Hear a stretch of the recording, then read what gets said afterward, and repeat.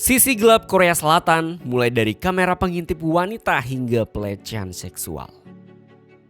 Hai Sobat Winews. Tak ada negara yang berhasil memoles diri dengan sebegitu ciamik selain Korea Selatan. Negara ini berhasil menjadi begitu kuat citranya dan dipercaya begitu sempurna oleh banyak orang. Keindahan saya rasa begitu lekat dengan Korea Selatan. Tapi apa yang indah seringkali menutup logika. Korea Selatan sebenarnya punya masalah mengerikan yang tak tampak mata. Setidaknya tak terlihat pemujanya. Mungkin hal-hal buruk ini tak mengubah pandangan orang yang kadung cinta. Namun hal ini bisa jadi pengingat bahwa yang berkilau itu belum tentu indah. Dan berikut ini adalah sisi gelap Korea Selatan yang jarang diketahui orang.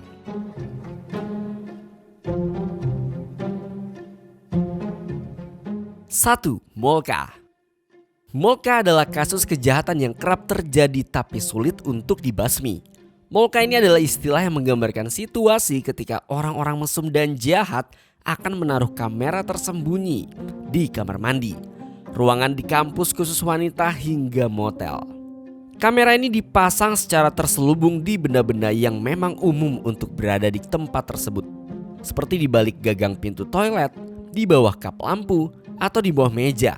Molka ini menayangkan secara real time objek yang disorotnya di situs berbagi video porno. Pada 2017 ada lebih dari 6.400 kasus Molka di Korea Selatan. Data ini menunjukkan bahwa negara tersebut cenderung enggak aman bagi perempuan. Sisi gelap Korea Selatan yang satu ini kerap diangkat ke drama dan film, seperti drakor Business Proposal dan film Kim Ji Young Born 1982. Dengan harapan agar mengedukasi dan meningkatkan kewaspadaan masyarakat. 2. Sekte gereja sesat. Ketika kualitas hidup tak meningkat, sedangkan hidup makin hari makin berat, kadang bikin orang mencari cahaya dengan serampangan. Apapun yang dianggap memberi harapan hidup lebih baik, walaupun seringnya tidak, tanpa pikir panjang akan mereka ikuti. Beberapa orang terjebak sekte sesat karena hal ini. Sisi gelap Korea Selatan yang kedua ini pernah nyaris dialami oleh penulis secara langsung. Sebelum kejadian tersebut, penulis pernah mendengar soal sekte sesat dari penuturan mahasiswa asing di Korea. Bahkan drama Korea Save Me pun pernah mengangkat topik tentang sekte gereja sesat. Sekte semacam ini umumnya merekrut anggota baru dari pintu ke pintu. Mereka biasanya mengajak mahasiswa asing sebagai target paling mudah dan masyarakat umum untuk bergabung dengan iming-iming mendapat exposure budaya Korea Selatan. Setelah bergabung, anggota baru akan dicuci otaknya, persis seperti yang terjadi di drama Save Me.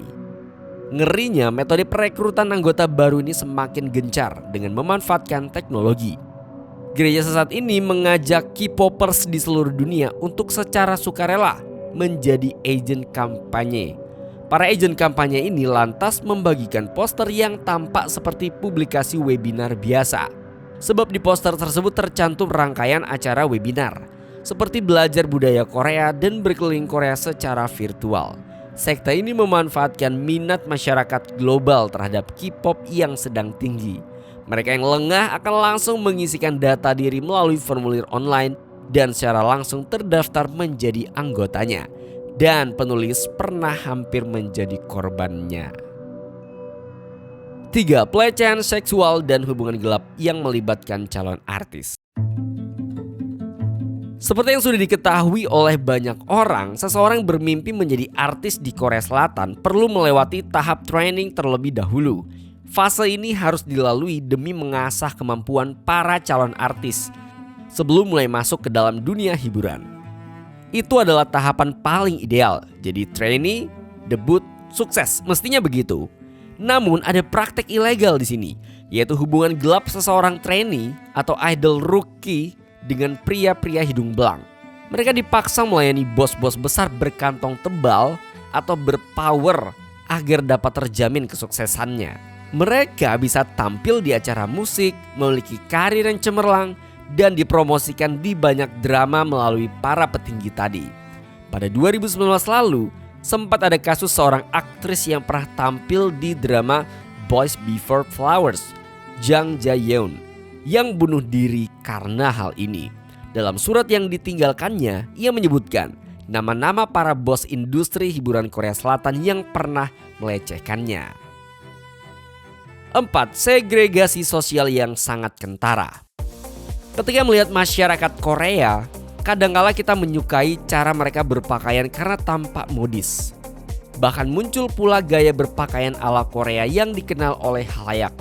Namun di balik itu terdapat segregasi sosial yang amat tampak di antara para masyarakat Korea. Sebagian masyarakat Korea pilih teman, pasangan, hingga sekedar orang asing untuk diajak mengobrol berdasarkan cara pakaiannya.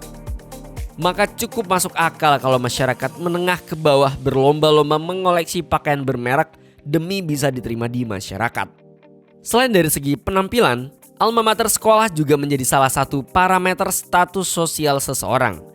Sekolah negeri di daerah cenderung dipandang sebelah mata oleh sekolah elit di ibu kota. Ditambah lagi, orang tua zaman sekarang berlomba-lomba mendaftarkan buah hati mereka ke sekolah elit. Dengan begitu, sekolah di pinggir kota cenderung kekurangan siswa atau menjadi gudangnya murid problematik. Keempat sisi gelap Korea Selatan di atas enggak penulis dapatkan secara instan. Ketika masih awal-awal berkenalan dengan orang di Korea Selatan pun, hanya hal-hal yang menyenangkan yang saya ketahui. Namun semakin lama semakin dalam, masuk ke dalam labirinnya dan bertukar pikiran dengan sesama penggemar Korea, teman yang tinggal di Korea Selatan hingga orang asli Korea Selatan, terkuaklah sisi gelap itu. Sisi gelap ini tak hanya penulis bagikan dengan tujuan untuk membenci Korea, bukan itu. Segala sesuatu memang harus dipandang dari banyak sisi agar kita tak terjerumus pada pikiran-pikiran yang pendek.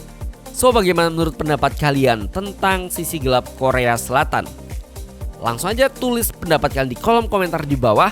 Terus saksikan video berita dari kami, like video ini jika kalian suka, share video ini jika bermanfaat, dan sampai ketemu di video lagi yang berikutnya.